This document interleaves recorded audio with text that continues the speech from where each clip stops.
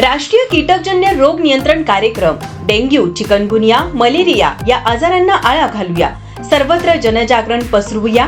आपल्या घरातील पाण्याची भांडी व्यवस्थित झाका. खिडक्यांना डास प्रतिबंधक जाळ्या बसवा. घराभोवतीचा परिसर स्वच्छ व कोरडा ठेवा. सार्वजनिक आरोग्य विभाग, महाराष्ट्र शासन. अधिक माहितीसाठी आरोग्य विभाग, जिल्हा परिषद कोल्हापूर यांच्याशी संपर्क साधा.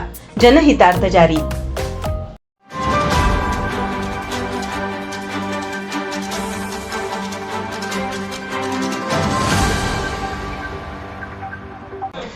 कोल्हापूर जिल्ह्यातील माझ्या सर्व लाडक्या बहिणींना आणि लाडक्या लेकींना माझी नम्र विनंती आहे की परवाच महायुती सरकारनं राज्याचे मुख्यमंत्री एकनाथ शिंदे साहेब, उपमुख्यमंत्री देवेंद्र फडणवीस साहेब ज्यांनी या अर्थसंकल्पाची घोषणा केली, ते उपमुख्यमंत्री तथा वित्तमंत्री अजितदादा पवार यांनी फार मोठे निर्णय या बजेट सेशनमध्ये घेतलेले आहेत. त्यामध्ये आपल्यासाठी लाडकी बहीण योजना ही राज्यामध्ये आपल्याला अंमलबजावणी करायचं त्यांनी ठरवलं आणि 1,500 रुपये महिना याप्रमाणे प्रत्येक विवाहित आणि कुटुंबातील एक अविवाहित महिलेला हे दर महिन्याला अनुदान मिळेल.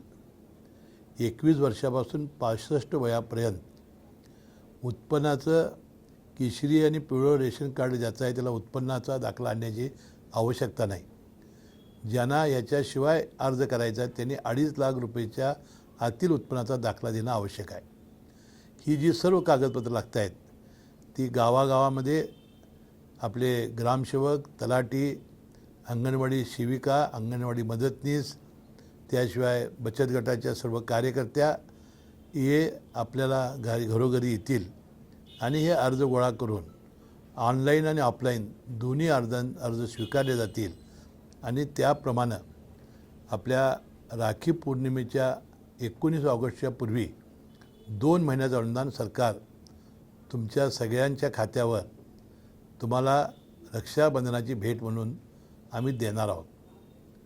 याशिवाय ज्या ज्या अडचणी येतील त्यामध्ये तालुका स्तरावर, महानगरपालिकेच्या स्तरावर वार्ड अधिकारी, तेथील अंगणवाडी सेविका, मदतनीस या शहरामध्ये सुद्धा ते चांगल्या पद्धतीने काम करतील.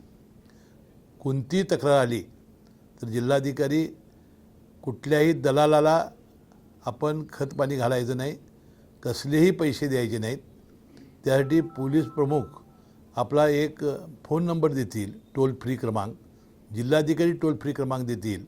त्यांना कडक कारवाई करण्याचे आदेश मुख्यमंत्र्यांनी दोन्ही उपमुख्यमंत्र्यांनी दिलेले आहेत.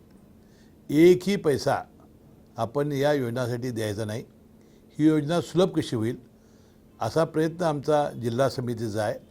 जिल्ह्याचा पालकमंत्री आणि या जिल्हा समितीचा अध्यक्ष म्हणून मी तुम्हाला कळकळीची विनंती करतो की कोणतीही घाई गडबडी करू नका. 31 ऑगस्टपर्यंत आपली फॉर्म अर्ज भरण्याची मुदत आहे आणि 31 ऑगस्टला जरी तुम्ही अर्ज दिला तर जुलै आणि ऑगस्टचे दोन्ही महिन्याचे पैसे तुम्हाला मिळतील.